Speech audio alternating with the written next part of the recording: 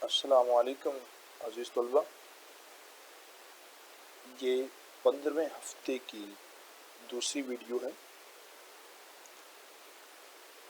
پہلی ویڈیو میں ہم نے 2 احادیث کا مطالعہ کیا۔ اس کے اندر ایک شخص نے حضور نبی کریم صلی اللہ علیہ وسلم سے پوچھا کہ اللہ کے حبیب، اگر میں فرض نمازوں کو صحیح طور پر ادا کر دوں، رمضان کے روزے رکھوں، حلال کو حلال سمجھوں اور حرام کو حرام سمجھوں اور اس پر کچھ کمی بیشی نہ کروں، تو کیا میں جنت میں داخل کر دیا جاؤں گا؟ تو حضور نبی کریم صلی اللہ علیہ وسلم نے فرمایا ہاں، یعنی اگر انسان حتی الوسع کوشش کرے کہ جو فرائض ہیں ان کو پورا کر لے تو بھی اللہ سبحانہ و تعالیٰ مہربانی فرما دے۔ دوسری حدیث کے اندر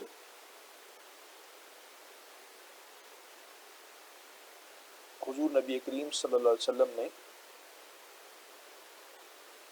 زہد پر زور دیا ہے کہ دنیا کے اندر رہتے ہوئے دنیا سے اس طرح محبت نہ کی جائے جس طرح اللہ اور اس کے نبی یا آخرت سے محبت کی جاتی ہے۔ دنیا صرف فائدہ اٹھانے کی چیز ہے اور چند دن دنیا میں گزارنے ہیں۔ اگلی حدیث ہے عن ابی سعید الخدری رضی اللہ تعالی عنہ ان رسول اللہ قال لا ضرر ولا ضرار، حدیث حسن رواہ ابن ماجہ۔ حضرت ابو سعید خدری رضی اللہ تعالیٰ عنہ سے روایت ہے ان رسول اللہ قال، کہ فرمایا رسول اللہ صلی اللہ علیہ وسلم نے، لا ضرر، کسی کو تکلیف دینا یا ضرر دینا اسلام میں روا نہیں ہے، ولا ضرار، اور نہ انتقام کے طور پر ضرر پہنچانے کی اجازت ہے۔ ان مختصر سے الفاظ میں حضور نبی کریم صلی اللہ علیہ وسلم نے اسلام کی جو بنیادی روح ہے اس کو بیان فرمایا۔ جیسے اسلام کا مطلب ہوتا ہے سلامتی، امن، خیریت، اور خیریت، امن اور سلامتی کا جو الٹ ہے، اپوزٹ ہے، وہ ہے نقصان۔ اب حضور نبی کریم صلی اللہ علیہ وسلم نے فرمایا کہ اسلام میں کسی کو، کسی دوسرے انسان کو ضرر دینا، تکلیف دینا بالکل جائز ہی نہیں ہے۔ المسلم من سلم المسلمون من لسانہ و یدہ، کہ مسلمان تو ہے ہی وہ جس کے ہاتھ اور زبان سے دوسرے مسلمان محفوظ رہیں۔ پھر تمام دنیا کے لیے فرمایا خیر الناس من ینفع الناس، بہترین انسان وہ ہے جو باقی مخلوق اور باقی انسانوں کے لیے خیریت کا باعث ہو۔ تو حضور نبی کریم صلی اللہ علیہ وسلم نے نہ صرف انسانوں کے لیے خیریت اور امن کا کہا ہے اور تکلیف سے بچنے کا کہا ہے، بلکہ جانوروں تک کے لیے امن اور سلامتی ہے۔ متعدد واقعات ہیں حضور نبی کریم صلی اللہ علیہ وسلم کے۔ مثال کے طور پر ایک دفعہ آپ صلی اللہ علیہ وسلم سفر میں تھے تو ایک جنگل میں رات بسر ہوئی، تو صحابہ میں سے کسی نے قریب درخت سے چڑیا کے بچے پکڑ کے لے آئے، تو وہ چڑیا پیچھے پیچھے حضور صلی اللہ علیہ وسلم کے اس جہاں مقام تھا وہاں پر پہنچی، تو آپ صلی اللہ علیہ وسلم نے پوچھا کہ کون ہے جس نے اس کے بچوں کو پکڑا ہوا، اسے فوری طور پر چھوڑ دو۔ اسی طرح ایک اونٹ نے حضور نبی کریم صلی اللہ علیہ وسلم سے کہا کہ میرا مالک مجھ پر ظلم کرتا ہے، کھانے کو کم دیتا ہے اور کام زیادہ کرواتا ہے۔ اسی طرح حضور نبی کریم صلی اللہ علیہ وسلم نے دیکھا کہ ایک صحابی رسول، آپ کے صحابہ میں سے ایک شخص اپنے غلام کو مار رہے ہیں، تو آپ نے سخت الفاظ میں ان کی سرزنش کی۔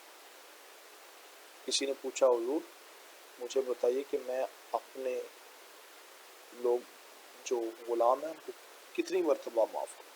تو حضور نبی کریم صلی اللہ علیہ وسلم نے متعدد مرتبہ فرمایا۔ اسلام کے اندر کسی کو ضرر دینا بالکل جائز نہیں. جیسے کہا جاتا ہے کہ ایک صحابیہ ہیں، ان کے متعلق کہا جاتا تھا کہ وہ بڑی نیک ہیں، لیکن ان سے ان کے ہمسائے تنگ ہیں، تو آپ سے نے فرمایا کہ جہنم میں جائے. اور اگر کسی شخص نے کسی دوسرے شخص کو کوئی تکلیف پہنچائی، خیر یرا و شر یرا، تو قیامت والے دن اس کو اس کا بدلہ ضرور دیا جائے گا. اب دیکھیے، جہاں تک ضرر کا تعلق ہے، اس کے ایک دوسری سچویشن ہے. یہ تو وہ ضرر ہے کہ آپ اپنی مرضی سے کسی کو نہ. دوسری بات ہے انتقام.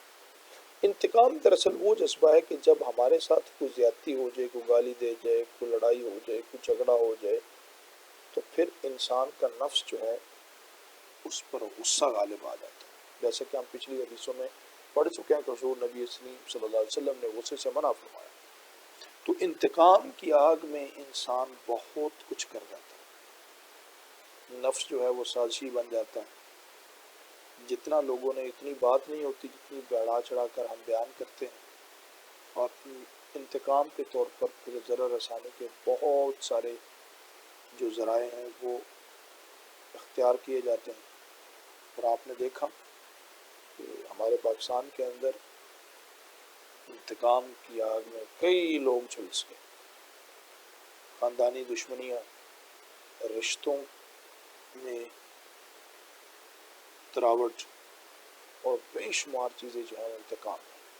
انتقام دراصل ایک شیطانی چال ہے. جب کوئی ہمیں نقصان پہنچاتا تو شیطان ہمیں اس چیز پر جو ہے ابھارتا ہے کہ ہم اس کو مزید قوت کے ساتھ جواب دیں، جبکہ اسلام معاف کرنے کو کہتا ہے. حضور نبی کریم صلی اللہ علیہ وسلم کی ایک حدیث مبارکہ ہے، مفہوم ہے کہ اگر ایک شخص نے کسی شخص کی دوسرے کے ساتھ لڑائی ہو گئی اور اس شخص نے وہ حق پر بھی ہے، گالی گلوچ ہوئی، پھر بھی اس شخص نے اگر اللہ کی رضا کی خاطر اس جھگڑے کو چھوڑ دیا، تو میں محمد صلی اللہ علیہ وسلم اس بات کا ضامن ہوں، میں ضمانت دیتا ہوں کہ کل قیامت کو اللہ کے ہاں اس کا جتنا بھی نقصان ہے میں پورا کروں. آپ یہ دیکھ کر حیران ہو جائیں گے کہ اسلام کے اندر عدل کو بڑی اہمیت ہے. یعنی اگر کسی نے قتل کیا ہے تو قتل کا بدلہ قتل ہے، ٹھیک ہے. اگر کسی نے کوئی ہاتھ پاؤں توڑا ہے تو اس کے بدلے جو ہے وہ دیت اور تاوان ہے. جہاں پر قرآن کریم میں قتل کے بدلے قتل کی آیات ہیں، ان تمام آیات عدل کو بیان کرنے کے بعد اللہ سبحانہ وتعالیٰ فرما رہے ہیں کہ اگر تم معاف کر دو تو یہ بڑی چیز ہے. جیسے میں بارہا بیان کر چکا ہوں کہ حضور سیدنا حضرت علی رضی اللہ تعالیٰ عنہ ایک جنگ میں آپ کو مباشرت ہوتی ہے، 1 to 1 لڑائی ہوتی ہے، اس میں بلایا گیا اور اس کے دستور کے مطابق جو شخص، جو پہلوان، جو واریر دوسرے کو گرا لیتا تھا وہ اسے قتل کر دیتا تھا.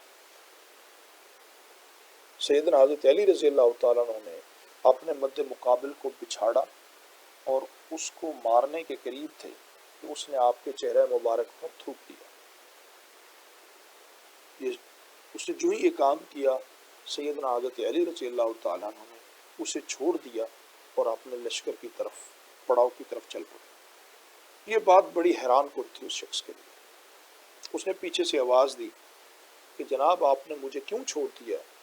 تو آپ نے فرمایا کہ میں پہلے اللہ کی رضا کے لیے لڑ رہا تھا، اور اب جب تم نے میرے چہرے پر تھوک دیا ہے تو اس میں میرا غصہ شامل ہوا، اور میں اپنے اوپر کی گئی زیادتیوں کا بدلہ نہیں لیتا، انتقام نہیں لیتا. اسی طرح حضور نبی کریم صلی اللہ علیہ وسلم کی ساری زندگی آپ نے انتقام نہیں لیا، معاف فرما دیا. تو لہٰذا معاف کرنا بہت ضروری ہے، کیونکہ اگر انتقام کو پروموٹ کیا جائے گا، انتقام کو عدل کی جگہ پر انتقام کو پروموٹ کیا جائے اور اس کے ساتھ معافی کا عمل نہ کیا جائے، تو یہ دنیا ظلم و ستم سے بھر جائے گی۔ تو پھر مائٹ از رائٹ جو ہے وہ پرویل ہو جائے گا کہ بس جس کے پاس جب بھی قوت آئے گی وہ دوسرے کو ختم کر دے گا، اور دوسرے کو، اور ایک نہ ختم ہونے والا جو ایک سلسلہ ہے وہ شروع ہو جائے گا۔ اگلی حدیث جو ہے یہ دراصل قانون کے متعلق ہے، جو ہمارا نظام انصاف ہے، نظام عدالت ہے، اس کے متعلق ہے، تھوڑا سا سمجھنا پڑے گا۔ عن ابن عباس ان رسول اللہ قال لو يؤتي الناس بدعوهم لا لدعى رجال اموال قوم ودماءهم لكن البينة على المدعي واليمين على من انکر رواه البیہقی۔ عن ابن عباس، روایت ہے حضرت ابن عباس رضی اللہ تعالیٰ عنہ سے، ان رسول اللہ صلی اللہ علیہ وسلم، فرمایا نبی کریم صلی اللہ علیہ وسلم نے، قال لو یؤتی الناس، کہ اگر عطا کر دیا جائے لوگوں کو، بدعواہم، جو کچھ وہ دعویٰ کرتے ہیں، لدعا رجال اموال قوم و دماءہم، تو لوگ مطالبہ کرنے لگیں گے دوسرے لوگوں کی خون، مالوں پر اور جانوں پر، کہ لوگ دوسروں کی مالوں اور جانوں پر مطالبہ کرنے لگیں گے، لیکن ثبوت کا مہیا کرنا مدعی پر ہے، والیمین علی من انکر، اور جو مکر جائے وہ قسم دے۔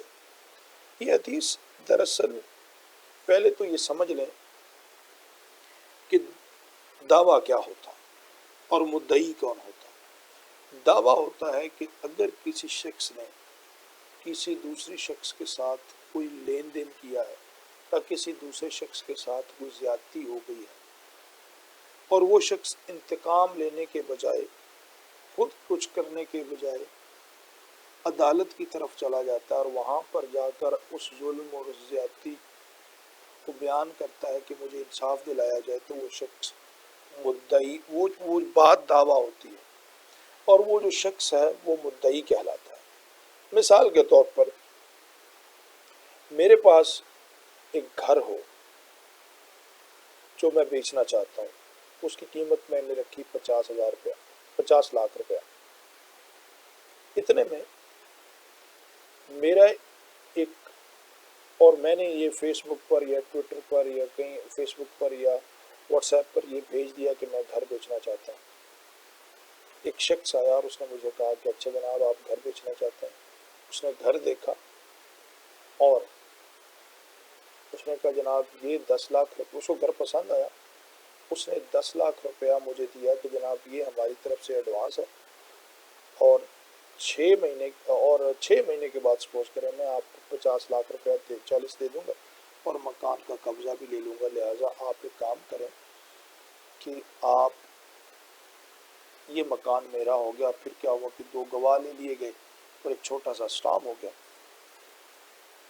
وقت گزرتا گیا، 6 مہینے کے بعد اتنی دوران کیا ہوا کہ 5ویں مہینے میں ایک شخص آیا، اس نے دیکھا کہ پراپرٹی کی قیمتیں بڑھ رہی ہیں۔ اس نے مجھے کہا کہ تم نے سنا 50,000 میں 50 لاکھ میں یہ مکان بیچ دیا، میں تمہیں 70 لاکھ روپیہ دیتا ہوں، تم مجھے دے دو۔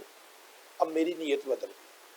6 مہینے کے بعد وہ شخص آیا تو اس نے کہا جناب یہ آپ کے پیسے ہیں، 40 لاکھ اور مکان میرے حوالے کریں۔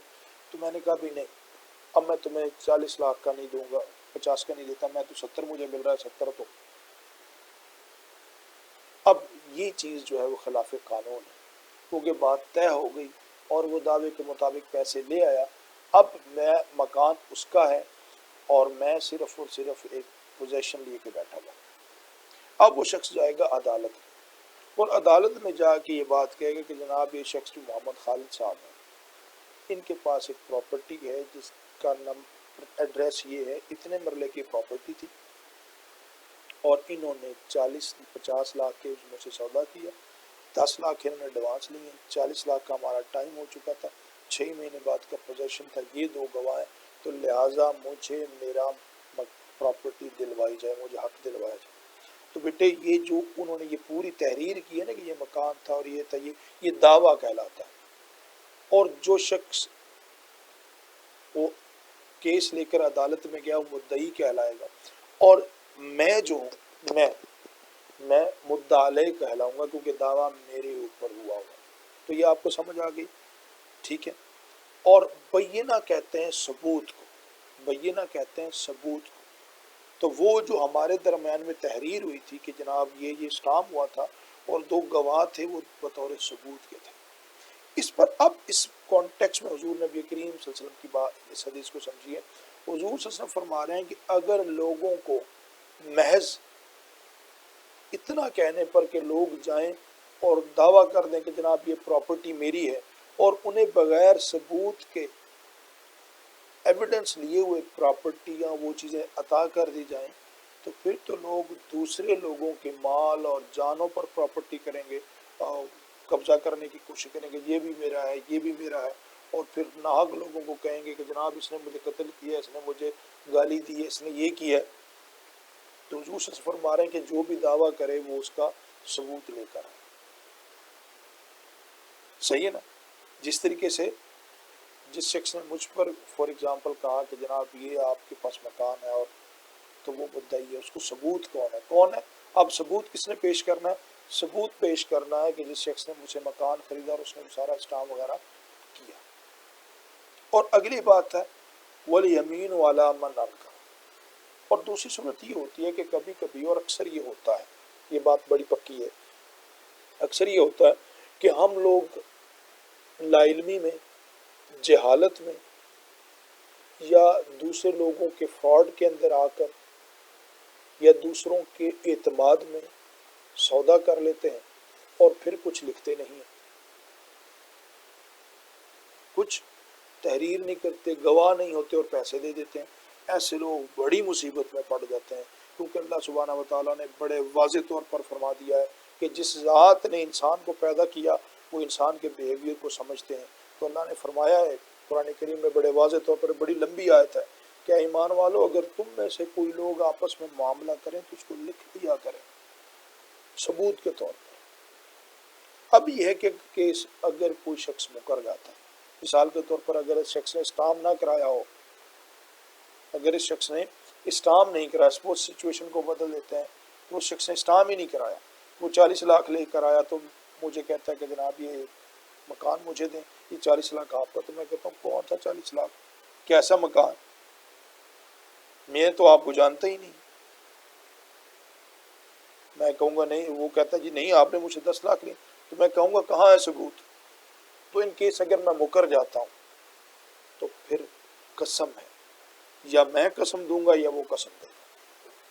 تو یہ قسم یہ ہوگی کہ جناب آپ قسم دیں، تو پھر مجھے قسم دینی پڑے گی کہ نہیں جی نہیں خدا قسم میں نے ان سے کوئی چیز نہیں لی۔ اگر وہ سچا ہے تو اسے قسم دینی پڑے گی۔ تو اب یہ قسم جو ہے نا، یمین کہتے ہیں قسم کو۔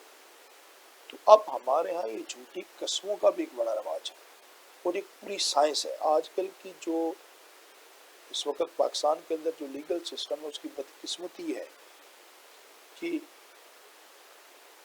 اس میں ٹیمپرنگ بہت ہے۔ ایک تو لوگ جھوٹ بولتے ہیں، دعوے جھوٹے ہیں۔